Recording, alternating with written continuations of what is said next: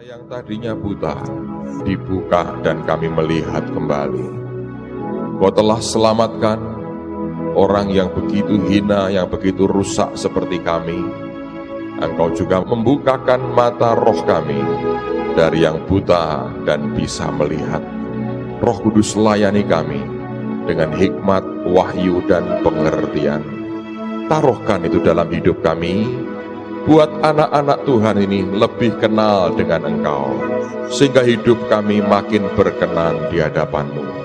Terima kasih, Kau terus siapkan kami, supaya rencana Tuhan terselesaikan sempurna dalam dan lewat hidup kami.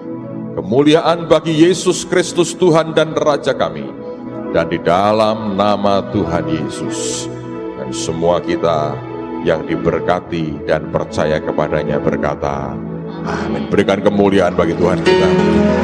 Sebelum saya sampaikan firman Tuhan, saya mau tanya, siapa yang mencoba, minimal mencobalah ya, mencoba untuk ikut ambil bagian doa puasa selama 3 hari. Senin, Selasa, Rabu, coba angkat tangan tinggi-tinggi. Baik, turunkan tangan saudara. Yang kedua, ini ada pertanyaan, 2 pertanyaan saya. Yang pertama, pertanyaan pertama, siapa yang merasa dalam 3 hari itu, saudara punya pengalaman rohani yang membuat Anda makin kenal dengan Tuhan, berkata, wow, ini loh yang Tuhan mau, atau sesuatu yang pokoknya rohani jadi berkat besar buat hidupmu. Coba angkat tangan. Oke, sekarang saya mau tanya, siapa yang justru dalam 3 hari puasa itu banyak masalah? Coba angkat tangan tinggi-tinggi, saudara. Oke, saya sendiri mengalami 2 hal sebetulnya. Ada banyak letupan-letupan yang terjadi, dan saya mengalami beberapa hal, tidak berkaitan langsung dengan hidup saya, tapi dengan apa yang harus saya ikut ambil bagian untuk menanganinya, dan tidak pernah bisa dilepaskan dalam pikiran, secara jujurnya begitu. Mari lihat dalam kitab Daniel pasal 12. Kitab Daniel pasal 12. Saya akan baca 3 ayat, ayat 8, ayat 9, dan ayat yang ke-10. Daniel pasal yang ke-12, ayat 8, ayat 9, dan ayat yang ke-10. Alkitab berkata demikian, adapun aku memang ku dengar hal itu, tetapi tidak memahaminya. Kita berhenti dulu saudara. Ada banyak hal yang kita dengar, yang kita lihat, yang kita alami. Tapi seringkali kita harus dengan jujur berkata, tetapi tidak memahaminya. Aku tidak faham. Aku tidak ngerti. Ini kenapa bisa begini? Lalu kemudian dia berkata, lalu kutanya. Jadi kalau orang tidak faham, jangan cepat berdiri dan ambil kesimpulan. Tanya ke Tuhan dulu. Ya, lalu kutanya. Tuanku, apakah akhir segala hal ini? Dia berkata, aku tidak faham, aku nggak bisa mengerti. Dia tanya kepada malaikat itu dan dia panggil sebagai Tuanku. Karena pada waktu itu yang muncul adalah Mikael yang mewakili Tuhan. Dia berkata, Tuanku, apakah akhir daripada segala ini? Bagaimana kelak akhirnya? Ujungnya seperti apa? Kesimpulannya bagaimana? Aku lihat, aku dengar semua, tapi aku tidak faham. Ini merupakan sikap yang bijaksana. Setiap kali kita mendengar sesuatu, kita melihat sesuatu, ada orang lain mengalami sesuatu, jangan mudah menghakimi orang lain. Kalau bahkan kita mengalami sesuatu, juga jangan mudah menghakimi dirimu sendiri. Kalau ada hal yang Anda dan saya tidak tahu, tanya kepada Tuhan kita, yaitu Tuhan Yesus. Katakan, Tuhan, aku tidak mengerti ini. Ceritakan kepadaku, berikan pengertian dalam hidupku. Aku tidak faham Tuhan, aku tidak mengerti. Saya percaya Tuhan akan menjelaskan segalanya untuk kehidupan kita. Dia akan berbicara, dia menjelaskan semuanya, lalu timbullah kebijaksanaan dalam hati kita ketika dia mulai cerita banyak di dalam kehidupan kita. Nah, Daniel mengalami, dia mendengar banyak hal yang asing buat dia, yang tidak bisa dia fahami. Dia berkata, adapun aku memang ku dengar hal itu, tetapi tidak memahaminya. Lalu kutanya, ini benar. Setiap kali kita tidak mengerti, tanya saudara, tanya.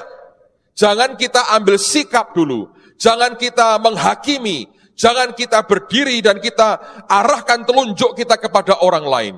Saya berkata kepada saudara, kalau itu masalahnya, jahat di mata Tuhan, sikap seperti itu. Lalu kemudian, tetapi ia menjawab, pergilah Daniel. Sebab firman ini akan tinggal tersembunyi dan termeterai sampai akhir zaman. Dengan demikian dia berkata, Daniel, sampai bagaimanapun, sampai akhir hidupmu, engkau tidak bakal mengerti ini. Karena aku berikan firman ini, engkau mendengar ini, tapi dimeteraikan. Engkau tidak akan bisa memahami, termeterai sampai akhir zaman. Alkitab juga berkata, bahwa kemuliaan Tuhan itu menyembunyikan segala sesuatu. Alkitab juga berkata, hal-hal yang tersembunyi itu bagi Tuhan. Tetapi hal-hal yang dia nyatakan buat kita, itu dia nyatakan memang buat kita, untuk kita lakukan dalam kehidupan kita. Jadi kalau banyak hal yang kita tidak mengerti, yang kita berkata, ada banyak hal Tuhan, aku tidak mengerti, tanya ke dia. Kalau dia menjelaskan, kita akan mengerti. Kalau dia diam, engkau tidak bisa mengerti. Dan biarkan yang tersembunyi, yang tidak dia buka, itu buat Tuhan. Tapi nanti ada hal-hal yang dia akan ceritakan ke kita. Begitu dia cerita ke kita, maka itu sebetulnya buat kita, untuk kita melakukan apa yang dia perintahkan. Lalu kemudian ayat yang ke-10, ini bagian yang penting untuk Anda dan saya mengerti. Firman berkata, banyak orang akan disucikan dan dimurnikan dan diuji. Saya ulang lagi, Alkitab berkata, Tuhan berkata, banyak orang akan disucikan dan dimurnikan dan diuji. Tetapi orang-orang fasik akan berlaku fasik. Tidak seorang pun dari orang fasik itu akan memahaminya. Dengan kata lain begini, kalau Anda mengalami ujian atau melihat orang lain mengalami ujian, dimurnikan dan disucikan, kalau kita ini orang fasik, tidak akan faham. Nah, karena tidak faham, kita membuat kesimpulan dan keputusan yang salah. Kita menghakimi orang lain. Kita memberikan akan penghukuman kepada orang lain. Kita berkata, mesti salah besar, mesti dosa besar, dan sebagainya. Itulah perkara-perkara yang sering kali dibuat. Contohnya seperti Ayub. Ketika dia mengalami semuanya ini, sahabat-sahabatnya ngomongnya ngawur. Dan Tuhan berkata, kalau bukan Ayub mendoakan engkau, aku akan kutuki engkau, kau akan terkutuk, aku akan hukum engkau. Dan Tuhan marah dengan orang-orang yang bicara ngawur tentang Tuhan. Mereka selalu memojokkan Ayub berkata, kamu ini salah, kamu ini ngawur, kamu ini bebal. Kelihatannya semuanya baik, ternyata jahat di mata Tuhan, saudara. Nah, orang-orang fasik akan punya sikap yang menghakimi. Melihat akan ujian dialami oleh orang lain, pemurnian sedang dialami, dengan gampang kita menghakimi orang lain, atau kita menghakimi diri kita sendiri. Tapi kalau kita orang yang bijaksana, Alkitab berkata seterusnya, tetapi orang-orang bijaksana akan memahaminya. Pemahaman tidak berarti Anda mengerti. Pengertian oleh karena pikiranmu bisa terbuka, engkau berkata, aku mengerti. Pemahaman, pikiran kita seringkali tetap tidak bisa mengerti. Tapi di hati yang paling dalam kita berkata, Tuhan aku memahami, Tuhan aku faham, tetap aku memahami engkau, walaupun aku tidak mengerti. Dan akhir zaman ini ada begitu banyak orang, Alkitab berkata akan mengalami pemurnian, pengujian, dan mengalami akan pengudusan Tuhan, disucikan, dimurnikan, dan diuji. Dan biarlah kita jadi orang-orang yang bijaksana. Walaupun pengertian kita belum nyampe, tapi hati kita berkata, Tuhan tetap aku faham bahwa engkau berdaulat atas segala sesuatunya. Anda pernah dengar nama satu kelompok gereja bernama Vineyard. Dan yang pernah sangat terkenal adalah yang di Toronto, sehingga dari situ lahir gerakan Toronto Blessing di awal tahun 90-an yang lalu. Gereja Vineyard ini dimulai oleh seorang hamba Tuhan yang sekarang sudah dipanggil pulang oleh Tuhan, namanya pendeta John Wimber. Dan John Wimber ini tadinya bukan orang Kristen, sama sekali bukan Kristen. Satu hari dia diajak oleh temannya ikut Bible study di rumah seorang Kristen yang saleh. Sang ayah ini punya toko kecil di Amerika, dan dia hidup dengan 2 orang anaknya, laki dan perempuan. Dua-duanya belum menikah, dan dengan istrinya mereka tinggal hanya berempat dalam rumah itu. Seminggu sekali keluarga ini membuka rumahnya untuk Bible study, pemahaman Alkitab, dan dia mengajar Alkitab di rumahnya, sehingga banyak orang yang mulai datang pergi. Satu hari John Wimber diajak datang ke tempat orang ini. Dan setelah beberapa minggu datang, dia melihat bahwa keluarga ini pernah mengalami pengalaman yang tragis sekali. Dia melihat anak lakinya duduk di kursi roda dan lumpuh seumur hidupnya. Dia akhirnya mengerti bahwa dia pernah mengalami kecelakaan dan kemudian membuat kedua kakinya lumpuh dan tidak bisa jalan normal kembali. Suatu malam ketika acara sedang berlangsung Bible study, bel rumahnya berbunyi. Keluarga ini keluar, dan ketika keluar 2 orang polisi sudah berdiri di hadapan mereka. Malam itu, polisi ini menyampaikan kabar duka bahwa anak gadis mereka mati dibunuh orang dan dalam keadaan yang sangat menyakitkan sekali. Anda bisa bayangkan, Anda punya 2 anak, yang satu lumpuh seumur hidup, yang satu mati dibunuh orang. Keluarga ini keluarga yang saleh, yang cinta Tuhan, dan ini keluarga yang sebetulnya dicontoh oleh banyak orang. Dan John Wimber menyaksikan ketika mereka bertiga mendengar kabar buruk itu. Mereka bertiga berkumpul, berlutut, dan berdoa. Tentu mereka menangis, tentu mereka sedih. Tidak ada orang yang mengalami itu akan tertawa terbahak-bahak, kecuali dia langsung gila, dia akan tertawa dan tidak berhenti, saudara. Apa yang terjadi? Ketika dia mendengar itu, John Wimber menyaksikan pemandangan yang belum pernah dia lihat seumur hidupnya, yang membuat dia lahir baru, bertobat, terima Tuhan Yesus. Sekian tahun kemudian, dia mendirikan Vineyard Church, dan hari ini ada di seluruh dunia dan jadi berkat bagi dunia. Apa yang mereka lakukan? Mereka bertiga berdoa. Ayah ibunya berlutut di samping anak lakinya yang sudah cacat itu. Dan si ayah ini berkata begini. Dia berkata, Father, I don't understand. Dia bilang, Bapa, aku tidak mengerti. But I want questions. Tapi aku tidak akan bertanya kepadamu. Walaupun aku tidak memahami, tapi aku tidak akan bertanya. Dan dia berkata, I trust you. Aku percaya kepadamu. John Wimber menyaksikan dan dia berpikir keluarga ini akan hancur. Tapi dia melihat sesuatu yang berbeda dimunculkan dalam hidup anak Tuhan. Dia berkata, Bapa, aku tidak mengerti. Aku tidak mengerti. Tapi aku tidak akan bertanya. Dan dia berkata, I trust you. Aku percaya kepadamu. Ketika dia melihat iman yang begitu teguh, pengharapan yang tidak pudar, hati yang terus berpaut ke Tuhan, John Wimber bertobat dan dipakai Tuhan memberkati seluruh dunia. Anda tahu John Wimber dalam pelayanannya? John Wimber adalah bekas guru, profesor dari Pak Pendeta Adi Sutanto ketika sekolah di Fuller.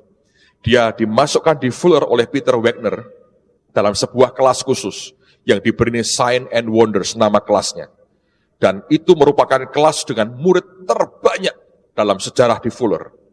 Anda tahu yang dia buat? Dia santai orangnya, tidak pernah pakai dasi kayak saya. Dia pakai jeans, pakai t-shirt biasa. Dia seorang hamba Tuhan. Masuk di perguruan tinggi, one of the best di Amerika, sekolah teologianya.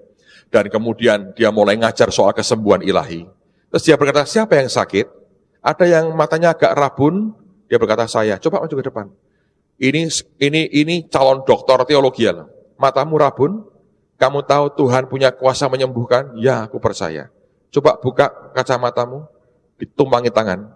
Dia bilang, sekarang buka lagi matamu, dibuka matanya, clear sembuh. Ada orang berkata, dia berkata, ada orang yang ini nih cacat kakinya satu ini, jalanmu kena kecelakaan. Ya, saya orangnya. Maju ke depan, tolong. Berapa lama kecelakaan? Santai. Tanpa musik, tanpa apa, di depan semua profesor dan orang-orang mahasiswanya. Itu kelas terbanyak, bahkan semua guru-guru duduk di depan, lihat dia ngajar. didoakan, coba jalan, blek, normal lagi kakinya. Anda tahu orang itu bertobat dari mana? Dari satu keluarga yang orang berkata mengalami hal yang tragis dalam hidupnya. Dan waktu dia melihat keteguhan imannya, dia berkata, aku tidak tahu Bapak, tapi aku tidak mau bertanya kepadamu. I trust you. Salah satu alasannya mungkin menurut saya, dia mesti bayar sesuatu buat seorang John Wimber bertobat, sehingga dunia diberkati. Anda tahu hadiah mereka kelak di surga? Apa yang dikerjakan John Wimber dan gereja Vineyard memberkati seluruh dunia. Dia terima reward yang lebih besar daripada itu. So bijaksanalah dalam kehidupan kita. Hari-hari ini banyak orang mengalami ujian. Saya berkata bukan hanya mungkin hal-hal tragis seperti itu. Yang saya ceritakan tadi memang dialami oleh saudara kita. Tidak pernah kita ingin terjadi seperti itu. Tapi ujian Tuhan bisa bermacam-macam. Ada ujian yang nampaknya begitu berat secara manusia. Ada ujian-ujian yang sangat sederhana, tapi itu menemplak hati, memurnikan kita.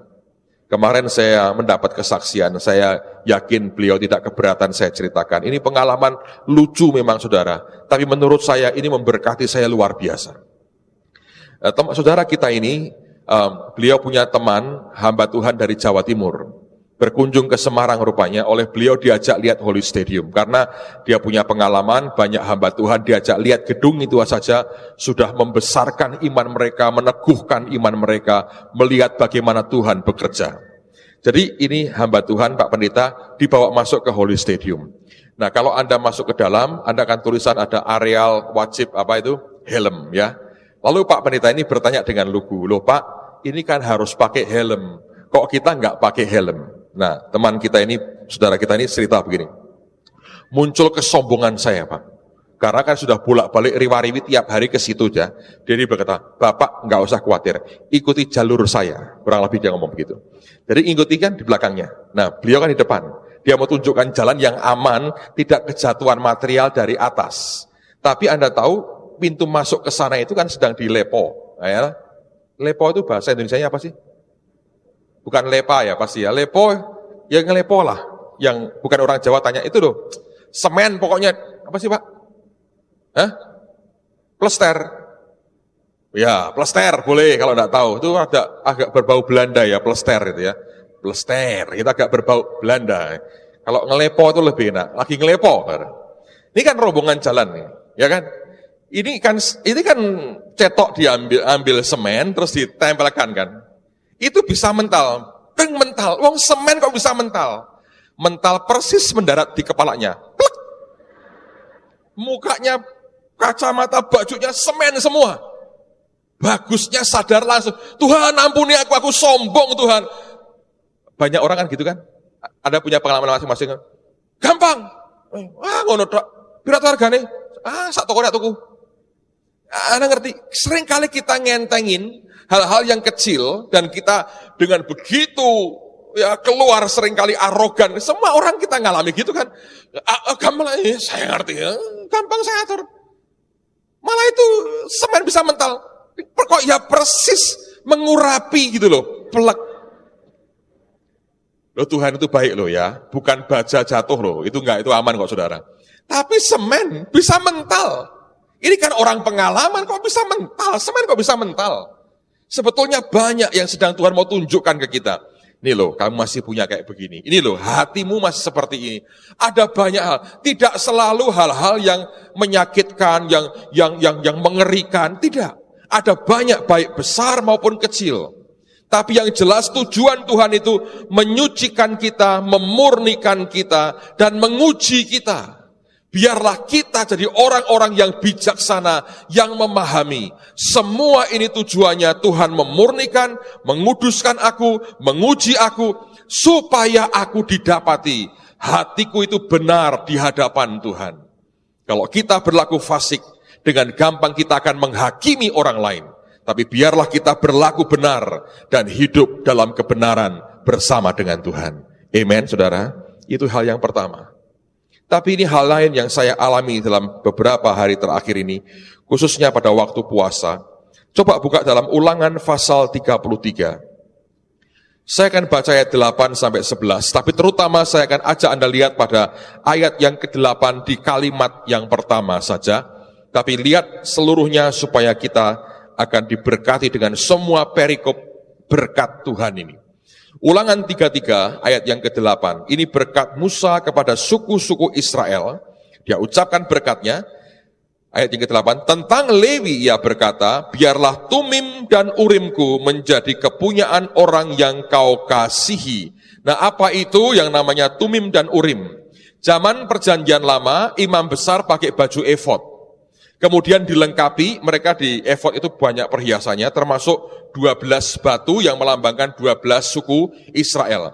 Kemudian mereka dilengkapi dengan alat lain namanya Tumim dan Urim. Ini alat untuk orang bisa mengerti kehendak Tuhan. Jadi kalau mereka tanya kehendak Tuhan, mereka pakai Tumim dan Urim ini, mereka akan mengerti kehendak Tuhan maunya bagaimana. Oke?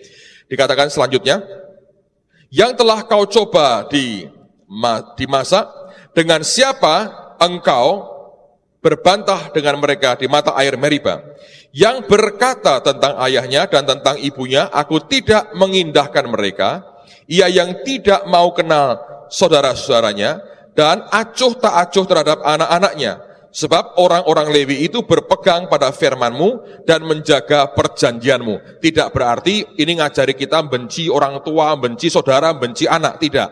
Tapi mendahulukan Yesus di atas siapapun dan segala-galanya. Itu maksudnya dari ayat ini.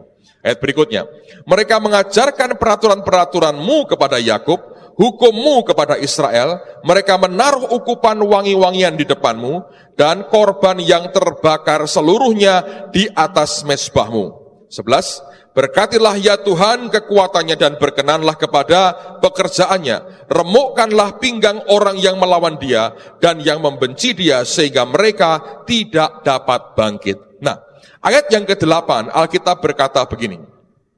Biarlah Tumim dan Urim-Mu menjadi kepunyaan orang yang kau kasihi. Artinya begini, biarlah orang yang mengerti kehendak Tuhan, yang tahu yang Tuhan mau itu adalah orang yang kau kasihi ya Tuhan. Bukankah semua kita merindukan mengerti akan kehendak Tuhan? Bukankah semua kita kepengin tahu apa kehendak Tuhan dalam kehidupan kita?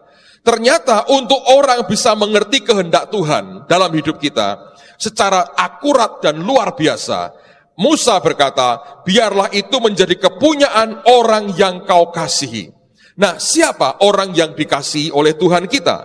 Buka Yohanes pasal yang ke-14. Di sini akan dijelaskan dengan begitu gamblang oleh Tuhan Yesus. Yohanes pasal yang ke-14, ayat 21 sampai dengan ayat yang ke-23. Yohanes 14, ayat 21 sampai dengan ayat yang ke-23. Tuhan berkata, barang siapa memegang perintahku dan melakukannya, dialah yang mengasihi aku. Jadi kalau kita berkata aku mengasihi Tuhan, bagi Tuhan bukan perkataan mulut kita. Karena dia pernah berkata, bangsa ini memuliakan aku dengan bibirnya, tapi hatinya jauh daripadaku. Bukan waktu kita berkata, I love you Lord, aku mengasihi engkau Yesus. Bukan pada waktu itu. Tapi di depan mata Tuhan, yang dia anggap mengasihi dia adalah orang yang memegang pada perintah Tuhan dan melakukannya. Artinya begini, apapun yang dia perintahkan, kita lakukan. Maka itu membuat dia berkata, engkau termasuk orang yang mengasihi aku. Dan engkau akan diangkat menjadi sahabat Tuhan sebetulnya. Oke, teruskan dulu. Barang siapa, saya ulangi ya, memegang perintahku dan melakukannya, dialah yang mengasihi aku. Dan barang siapa mengasihi aku, ia akan dikasihi oleh Bapakku, dan aku pun akan mengasihi dia, dan akan menyatakan diriku kepadanya. Jadi begini, kalau kita hidup dalam ketaatan, belajarlah hidup dalam ketaatan, maka Tuhan melihat bahwa kita ini dilihat Tuhan, dinilai Tuhan adalah orang yang mengasihi Yesus. Nah, waktu kita mengasihi Tuhan Yesus, dia berkata, Bapa dan aku akan mengasihi dia. Dan aku, kata Yesus, akan menyatakan diriku kepadanya. Nah, siapa dia? Dia juga firman, ya kan? Kalau dia menyatakan dirinya ke kita, ya kita kita pasti ngerti kehendak Tuhan buat kita itu apa. Itulah tumim dan urim buat kita. Jadi kuncinya adalah belajarlah hidup dalam ketaatan dengan Tuhan. Kalau kita taat, saudara akan dikatakan mengasihi Yesus, maka Bapa dan Yesus akan mengasihi kita, dan Yesus akan menyatakan dirinya, mewahyukan dirinya kepada kita. Itulah orang yang dikatakan mengasihi Dia.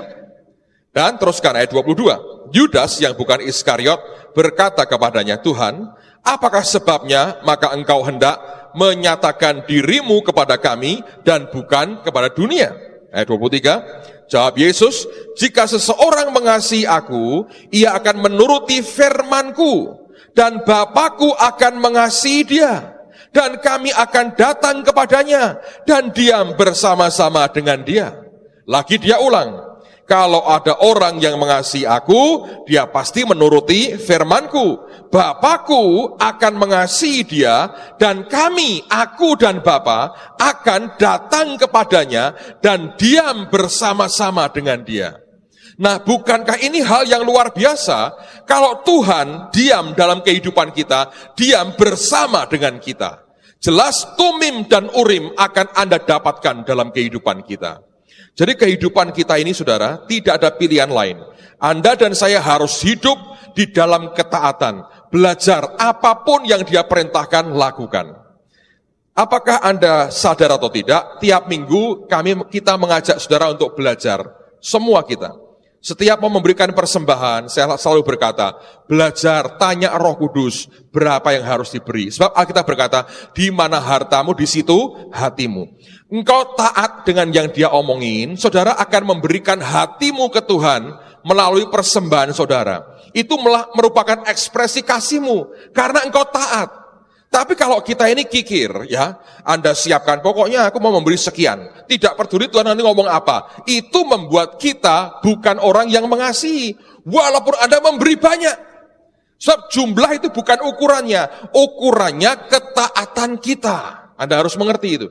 Kalau kita taat, kita melakukan yang Dia perintahkan, bagi Yesus itulah mengasihi Tuhan. Sambil engkau mendengar roh Tuhan ngajari apa, nyuruh kita berbuat apa, kita melakukannya. Dan itulah yang paling disukai oleh Tuhan kita. Nah, Dia berkata, kalau engkau mengasihi, engkau akan nuruti perintahku, Bapa akan mengasihi dia, dan kami akan datang dan diam bersama dengan mereka. Bukankah itu anugerah yang luar biasa? Jadi belajarlah, mulai belajar mendengar apa yang Tuhan katakan. Kalau selama ini Anda mempraktekkan yang kami dorong, dan kami harus memberi waktu Anda untuk Anda tanya Tuhan, Tuhan maumu apa, berapa yang harus kami beri, dan Dia akan bicara, Anda mentaatinya, mungkin dorongan kecil Anda lakukan, hasilnya luar biasa, Anda berkata, wah benar Tuhan menyuruh saya. Itu semua pelajaran. Sekian waktu berlangsung, semua kita seharusnya akan peka mendengar apa yang Tuhan katakan dalam kehidupan kita. Sehingga tumim dan urim itu menjadi milik kita. Nah, saya mau saksikan pengalaman ini, dan karena ini pengalaman yang berharga sekali. Waktu puasa hari pertama, hari Senin, kira-kira jam 8 Tuhan ngomong sama saya begini, ajak istrimu untuk berdoa bersama-sama. Anak-anak sudah sekolah semua, kami berdua masuk ruang doa, dan dia bawa omnichordnya, keycord atau omnichord? Keycord, ya. Keycordnya nyembah Tuhan. Saya nggak bisa main musik. Dulunya saya hanya bisa main, bukan rebana, kecek-kecek atau icik-icik, saudara ya. Apapun buat Anda, ecek atau icik terserah. Pokoknya kalau ecek ya ecek-ecek, icik ya icik-icik gitu.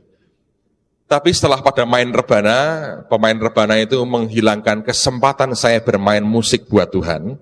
Karena mereka menari, dan saya tidak bisa gemulai. Saya terlalu kaku untuk gemulai. Jadi saya nggak bisa main musik, jadi istri saya yang main dan nyembah Tuhan.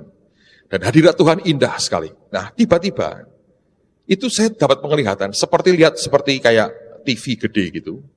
Tapi aneh, itu begitu jelas dan saya seperti di dalamnya.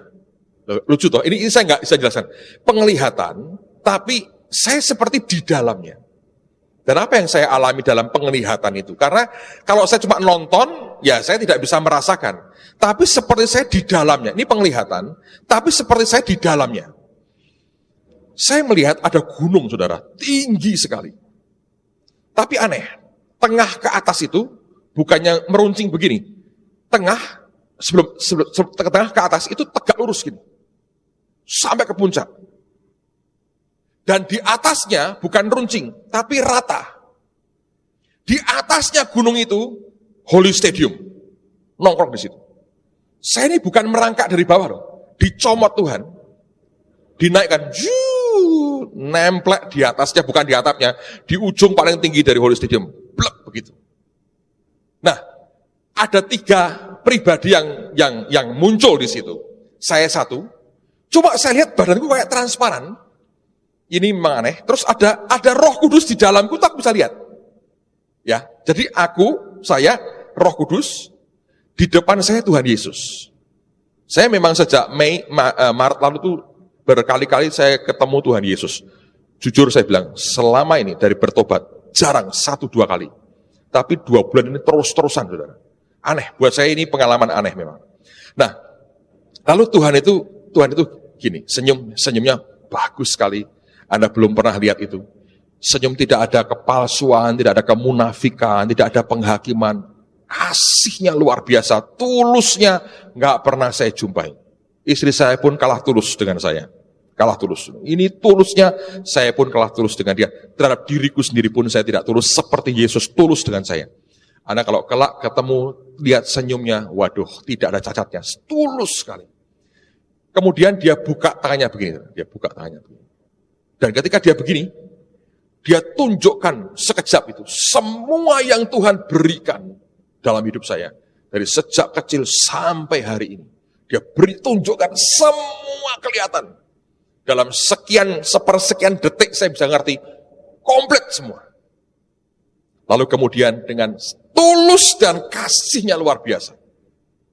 Artinya tidak politik, tidak sengaja jegal, tidak. Dia tulus, dia tanya begini.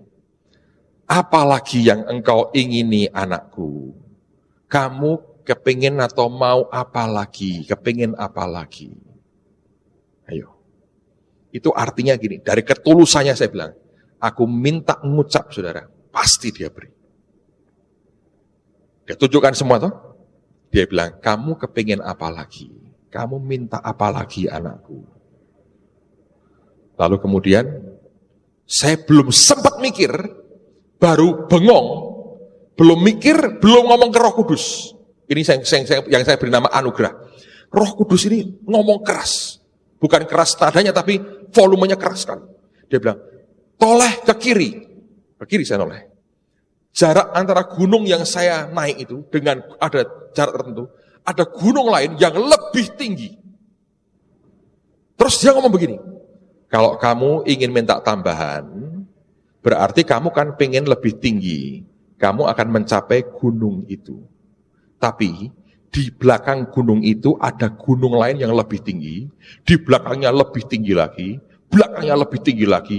Belakangnya lebih tinggi lagi. Coba kamu lihat ke langit. Saya lihat ke langit. Dan saya lihat wajah Tuhan Yesus di situ. Senyum bagus, nungguin jawaban saya. Waktu saya diomongi begitu, kan diarahkan sebetulnya. Lihat ke langit. Saya ngerti. Anda kalau sedang diuji, pikiran ini nggak jalan seperti yang Anda duga. Beda sekali. Kemudian saya bilang, saya nangis, saya bilang, Tuhan, aku sudah cukup. Aku tidak mau minta apa-apa lagi. Ketika aku memutuskan melayani Engkau, aku tidak pernah bermimpi mencapai yang sekarang ini. Saya berkata, wis matur nuwun, saya bilang, ban kamsia. Thanks a million, saya berkata gitu. Saya bilang, pokoknya aku ini sudah terima kasih banget. Pokoknya aku nggak minta apa-apa lagi.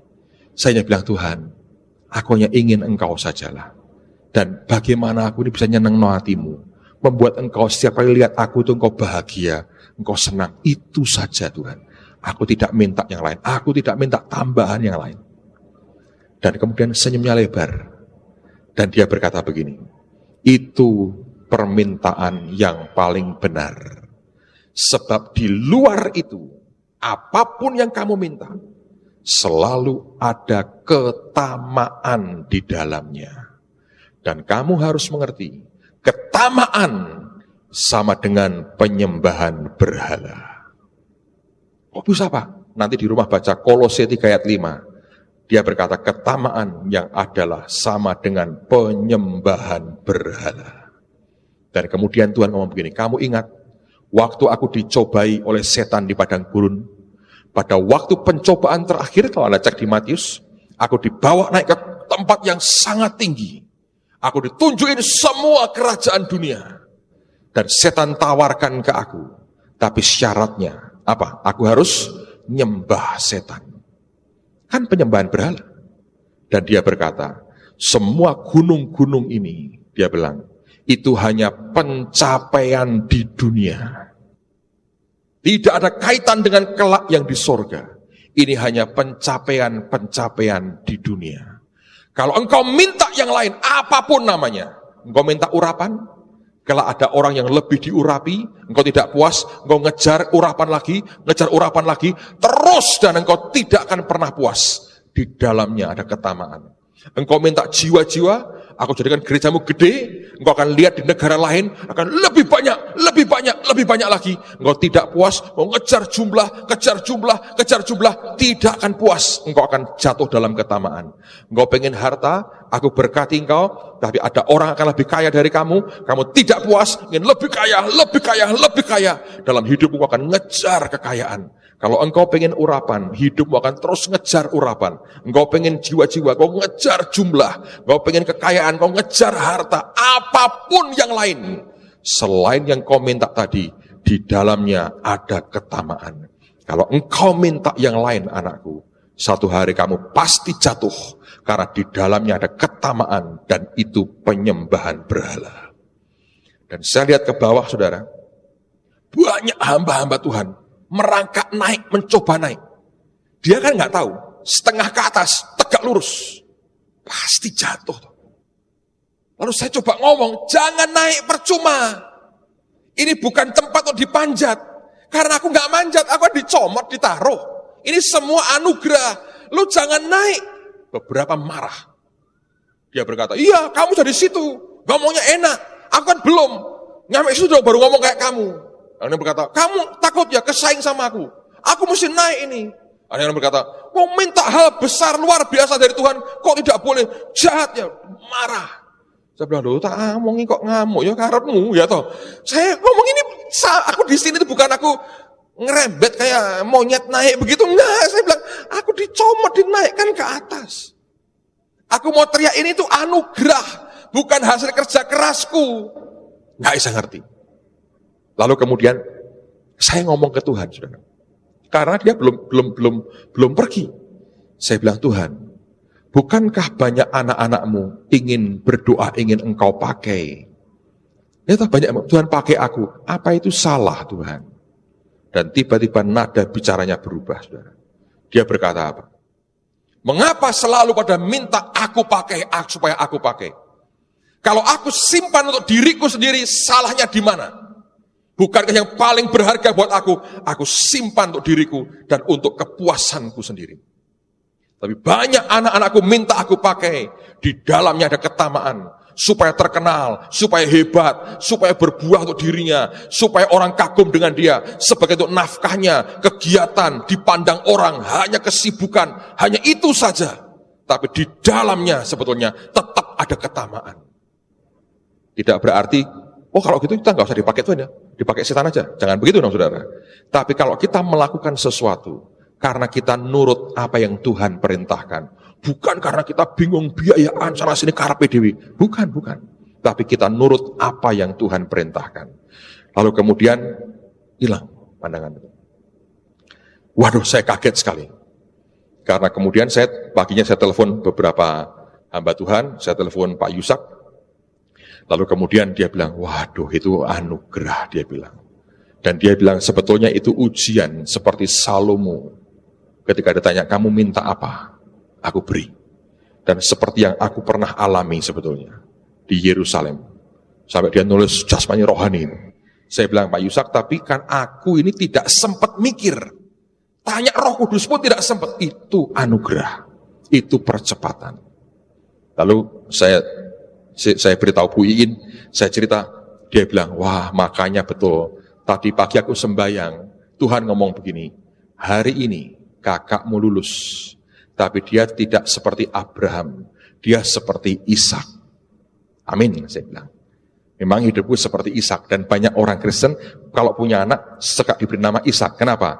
Satu ayat, dia makin lama makin kaya, kian lama kian kaya, bahkan menjadi sangat kaya. Kaya apa nggak tahu, pokoknya kaya. Karena moto duitan semua, ketamaan di dalamnya, ya toh? Cuma kaya tok nggak mau, makin lama makin kaya, kian lama bertambah kaya, bahkan sangat kaya. Lalu berkata, Ishak, karena kepingin duit sebetulnya. Saya tidak mengaminkan karena saya menolak berkat itu loh saudara. Loh kalau Tuhan kasih, tidak saya tolak. Kalau tidak mau ya, kayak aku ya boleh kalau Tuhan boleh, ya toh? Tapi buat saya bukan soal duitnya, bukan. Itu hanya tambahan-tambahan. Tapi Ishak itu bedanya dengan Abraham apa? Abraham, contohnya gini. Ketika dia harus gali sumur, dia mesti gali sendiri dari nol. Dan zaman dulu nggak ada alat. Gimana taunya di sini ada mata air? Kan berat. Mesti berkali-kali gali, gagal. Itu yang digali itu padas, batu karang. Lalu kemudian setelah Abraham mati, itu kan ditutupi oleh Filistin, ditutupi pasir. Nah, Ishak tidak pernah gali sumurnya sendiri. Sebagian besar itu dia cuman ngambil sumurnya bapaknya. Oh, ini bekas sumurnya Abraham. Ayo digali, yang diambil cuma pasir. Lebih ringan dan pasti di dalamnya ada airnya. Jadi Ishak itu hidupnya lebih simple, lebih tenang, tidak banyak gejolak. Bapaknya gejolak banyak, Yakobnya gejolak banyak. Dia tenang. Dan ini yang istri saya paling senang. Ishak itu cuma punya istri satu, tidak ada gundiknya, namanya Rebeka atau Ribka, cuma satu. Jadi saya mau sama istri saya, istrinya Ishak cuma satu. Saya berkata gitu. Ditentukan Tuhan, tidak ada gundiknya, tidak ada siapa-siapa, satu. Dia bahagia sekali. Amin, haleluya, katanya begitu. Itu kalau Abraham punya gundik, kawin lagi, Yakub apalagi, kawin terus isinya dan gundiknya banyak. Ishak tidak. Mungkin termasuk golongan suami takut istri, saya nggak tahu saudara. Yang jelas tidak kawin lagi sama orang lain. Dan tidak gundik dengan siapapun, itu bagusnya. Tapi Ishak memang pengujiannya cuma sekali yang paling berat.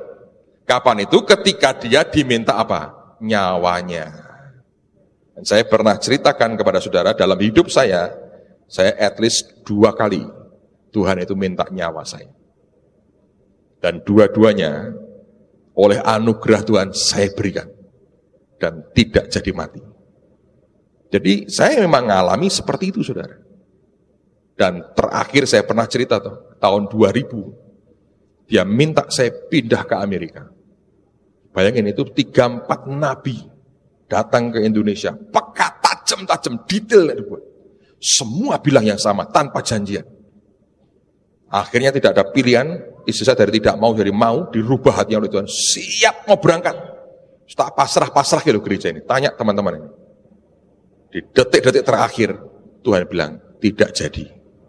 Rupanya dia berkata begini, aku mau tahu, ini jadi kerajaanmu atau kerajaanku. Ini maumu atau mauku. Kelak kalau aku berkati ini miliknya siapa, aku mau tahu.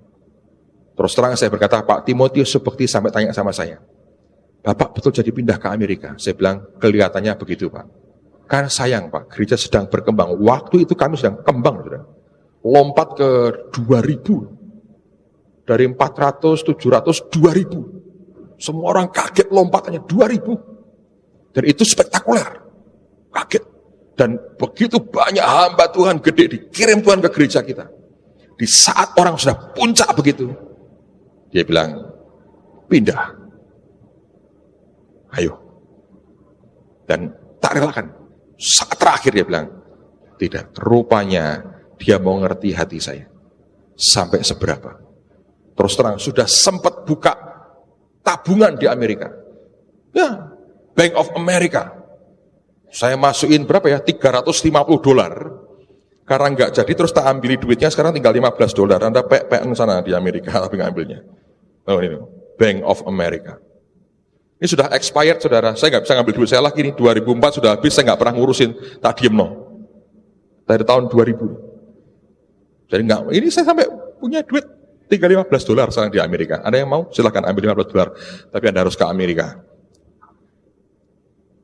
Bank of America. Tinggal. Tiba-tiba dia bilang, karena kalau Anda lihat, lupa kok mencela-mencele. Oh, jangan mencela-mencele, saudara. Abraham ketika Tuhan berkata, korbankan Ishak anakmu.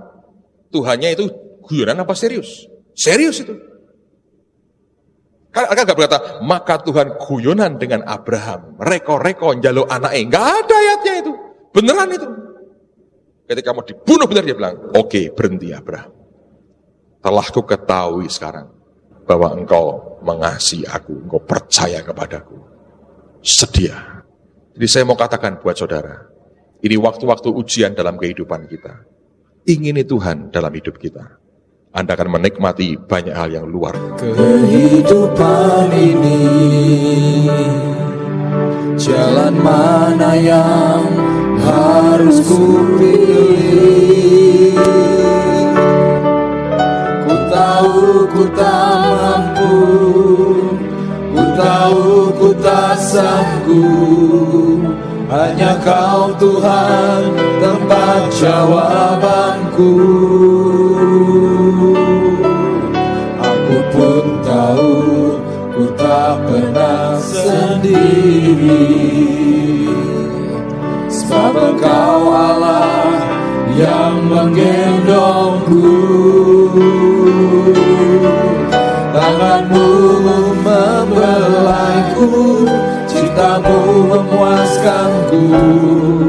Kau mengangkatku ke tempat yang tinggi. Janji-Mu seperti fajar pagi hari, yang tiada pernah terlambat bersinar.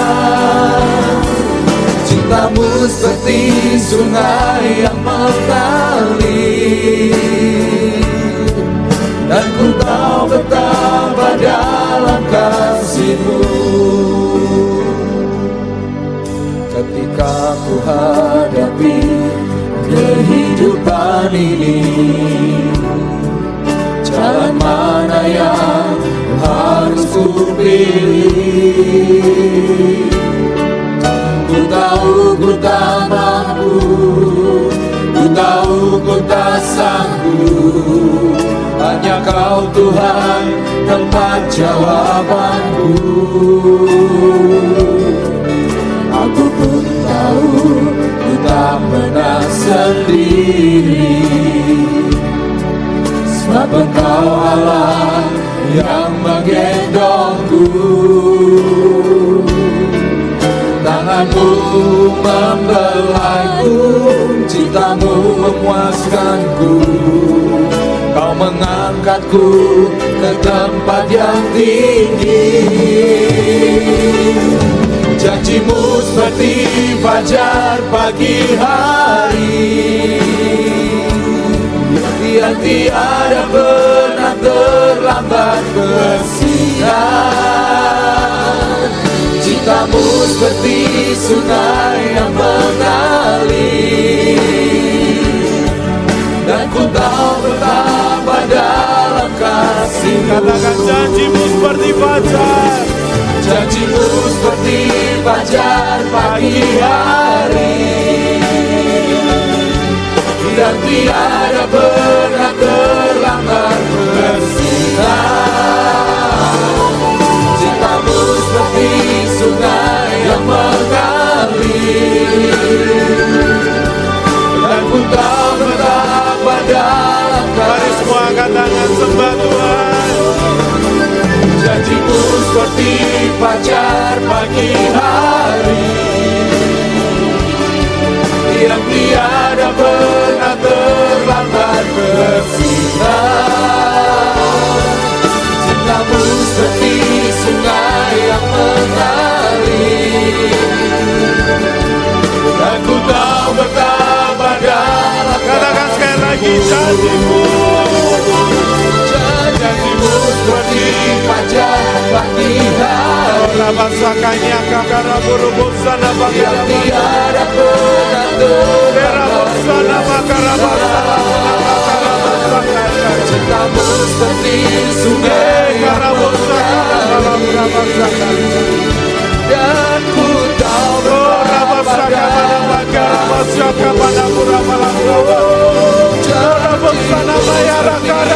kekele kalau pagi hari. Rabasana Maya Ratuna Batara Bosana Batara Telah terbersih Rebeseka Kakara Bore Balapura Basana Bayu seperti sungai. Robosana Maya Ratuna Batara Basyaka Mana Batara Bosana Aku tahu betapa Robosoko Maya Ramina Makara Basyaka. Aku tahu betapa Terima kasih. Terima kasih Tuhan.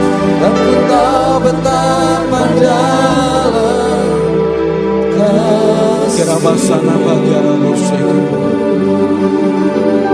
Terima kasih Tuhan. Terima kasih Tuhan.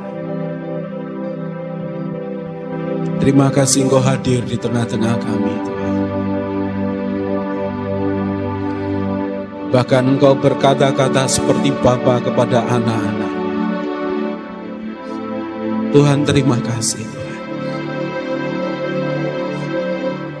Tuhan kami sadar tidak punya kekuatan untuk menjalani kehidupan ini sesuai dengan kehendak-Mu kecuali Engkau yang menuntun kami. Engkau yang di dalam kami. Saudara tahu firman Tuhan bicara dalam hatimu. Engkau yang tahu firman itu bicara dalam hatimu. Engkau tahu, engkau sering menghakimi, engkau sering memandang rendah.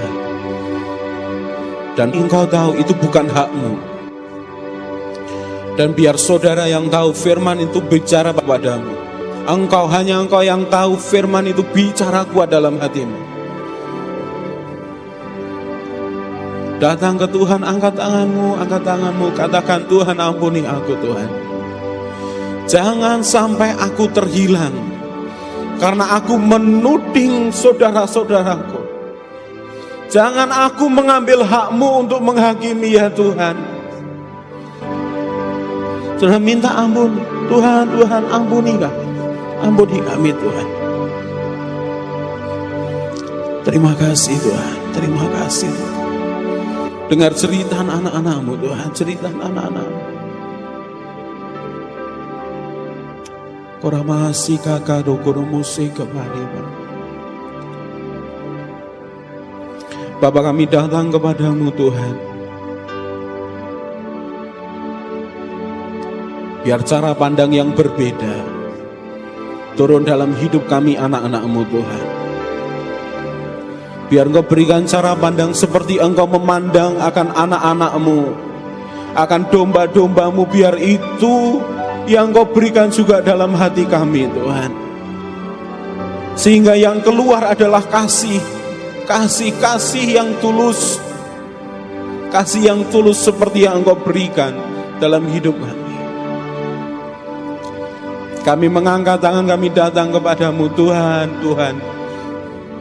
Ampuni kami dan tolong kami ya Tuhan. Ampuni kami Tuhan. Tolong kami Tuhan. Tolong kami anak-anak-Mu Tuhan. Biarkan Tuhan melayani saudara. Tuhan Roh Kudus, biar Engkau yang berbicara dalam hati anak-anak-Mu lebih lagi. Terima kasih Tuhan. Terima kasih Tuhan. Terima kasih Tuhan. Terima kasih Tuhan. Bawa setiap kami ke dimensi cara pandang ilahi yang baru.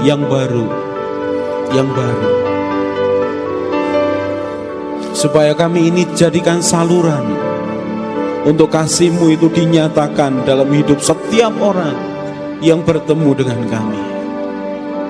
Terima kasih Tuhan. Terima kasih Kau luar biasa. Terima kasih Tuhan. Ucapkan syukur, katakan terima kasih Tuhan. Terima kasih Tuhan. Engkau memberikan kesempatan kami untuk bertobat kembali kepadamu. Terima kasih Tuhan. Terima kasih Bapa. Biar Engkau lanjutkan pekerjaan-Mu lebih lagi. Engkau lanjutkan pekerjaan-Mu lebih lagi dalam hidup setiap kami. Terima kasih Tuhan. Dalam nama Tuhan Yesus. Amin.